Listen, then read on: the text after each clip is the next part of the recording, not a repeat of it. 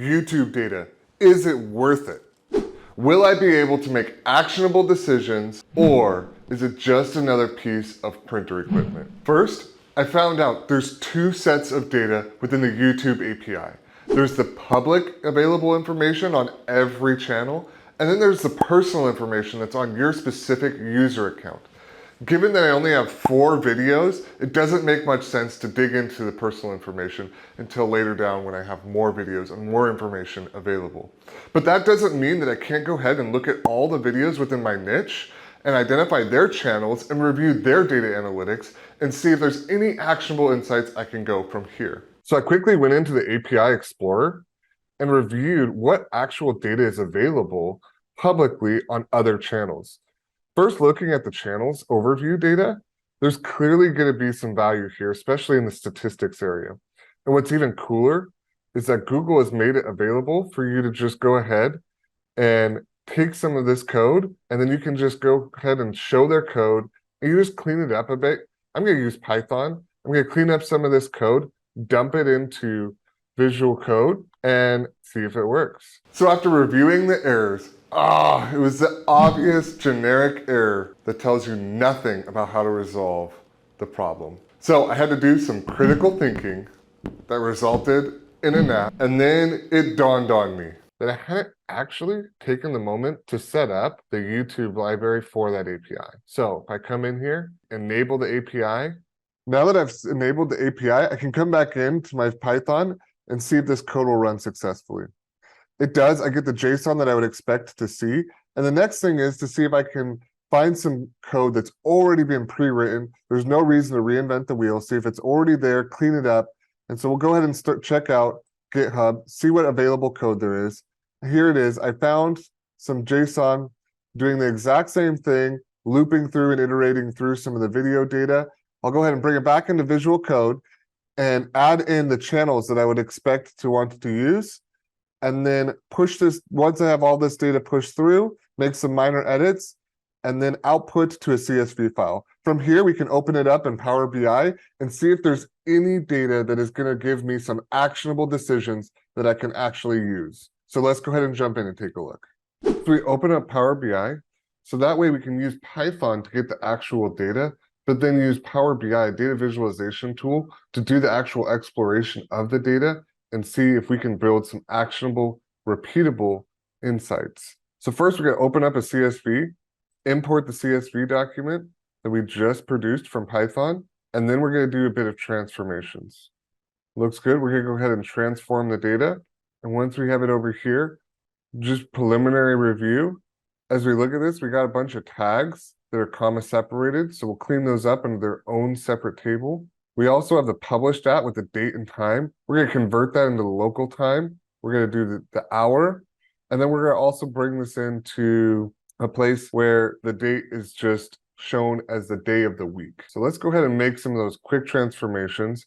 And then in addition to that, let's see if we can go ahead and build analytics where we do some keyword searching from the titles themselves. So now that we've cleaned up all of that data, we've run through a bunch of data transformations. We now have our hour published and the day of the week published into the main core table. We took our video tags, as I mentioned earlier. We did some separation of those comma separated values, and then we did some unpivoting, renamed it, and now we have a unique tag associated with each video. We do the same thing with the title. We build out all the keywords using some data cleansing, and then we unpivot those data sets, make sure they're all uppercase, filter out any garbage, and now we have a clean set of data to go ahead and review and see if we can actually get some data. So we're going to go ahead and close and apply. And now we have this data visualization template with our data completely available here. So the first thing I think we need to do is go ahead and take a look at what data is available that we want to have some questions centered around. I think the biggest thing is going to be video count and publishing times. So let's go ahead and add a visualization there. So what we're going to do is first, I can't stand this bright view, so we're going to go ahead and change the theme to a dark mode. And then let's go ahead and add in a scatter plot. Once we set up the videos on the left with the size on the view count, and then we do it based off of the hours published, starting from midnight all the way to 11 o'clock at night, we can see a clear bell curve distribution. And we can see that 8 o'clock to 10 o'clock seems to have the greatest viewage percentage. So let's go ahead and see if we can now identify what is the best day to go ahead and do that. So we'll just go ahead and do a donut chart. Usually not the biggest fan of these, but we're going to go ahead and do it anyways, just for quick analysis. We're going to add the days of the week as the legend, and then view count. And we can quickly see that Mondays are clearly the best days.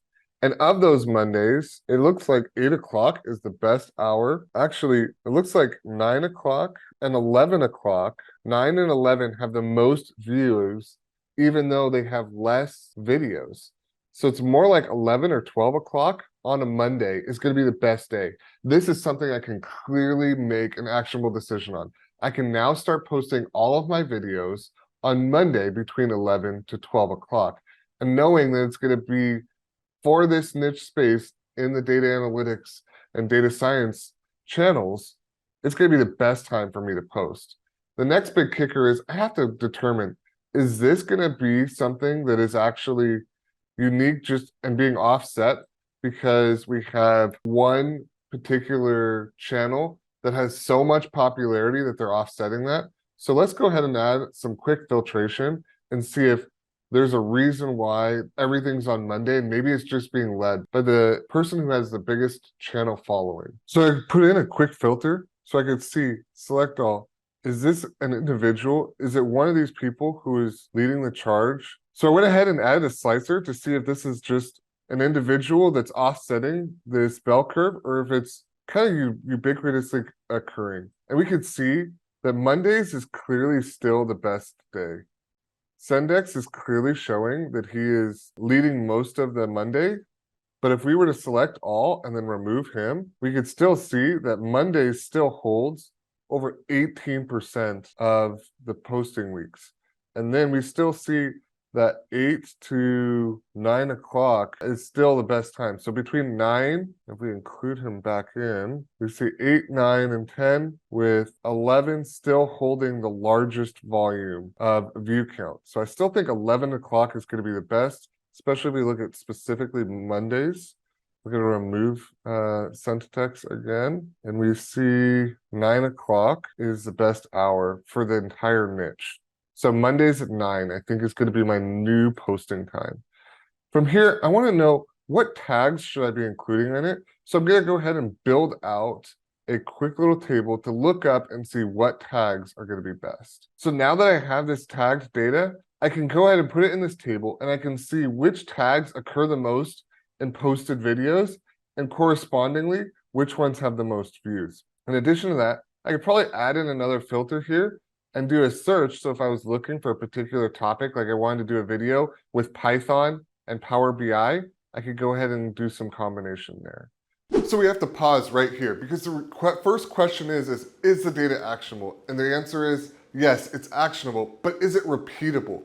See, we can determine now what time we want to schedule and what days we want to schedule the release of my videos, but that doesn't give me a repeatable process. Sure, I can follow the trends and use some filtering to determine, is this going to give me a time as times move through the future? Yes, but that's not exactly a repeatable thing that I'm going to be checking every few days or once a week. So now let's jump into titles and see if we can use that to navigate and identify areas of the niche that need some attention, or areas that have some great videos that maybe I can improve upon. So let's jump into the titles data and see if I can find repeatable data there. Go ahead and create a new tab. I'm going to go ahead and use the parsed title and do keyword searches. So in this video, I'd be looking at Python and Power BI. Let's take a look. I go ahead and add a table. I'll add in the title, the view count, the like count, and the channel title. We'll bring that over. And then from here, we can go ahead and use that keyword search that I was just talking about. So we'll narrow this field over here. We'll see who has the top viewed videos. And looks like Luke does with Become a Data Analyst video. So maybe we can associate this with some data analysts. We're going to go ahead and add in a slicer. And that slicer, we're going to use our title keywords here. And with our title keywords, we can now go ahead and add in that search feature, and now search for titles that have let's say Power BI. So Power and Power BI, we're gonna have to use BI as a separate word because it's done with a space. And there we go. We have Luke again leading the charge in Power BI, but it's Power BI versus Tableau. So this video is including Python and Power BI and YouTube, but we don't see anything where we're seeing Python associated with Power BI. So this might be an interesting video for the niche. Now with this, obviously it's pretty ugly and scrubbed down. It's just we're identifying, can we determine actionable data? And in here we can, and we can use it to do exploratory analysis to identify what should my next videos be. And then I can go ahead and duplicate this tab, replace this title, and put in my tags. And now I can do the same thing where I'm searching for titles for a video that I'm about to release and use those associated tags. Huge value add for exploratory analysis. Amazing, and this is something that can be done repeatable. So that we've reviewed all the data, we can clearly see there's actionable data with the YouTube data, which is not always the case. So now we have information, we have something that we can make a decision based off of. So this is a perfect use case for somebody who is looking to get into becoming a data analyst or a data engineer. You can use this or use this type of an experience where you take data from a source, pull it into Power BI, do some analytics, something you can make a decision based off of, throw it on your resume and use that to get your next job. If you found this video helpful in any way, go ahead and comment down below, or if you'd like to see me go into further detail on anything in this video, or even making a how-to on how I did all the details, go ahead and comment down below. Or check out this video.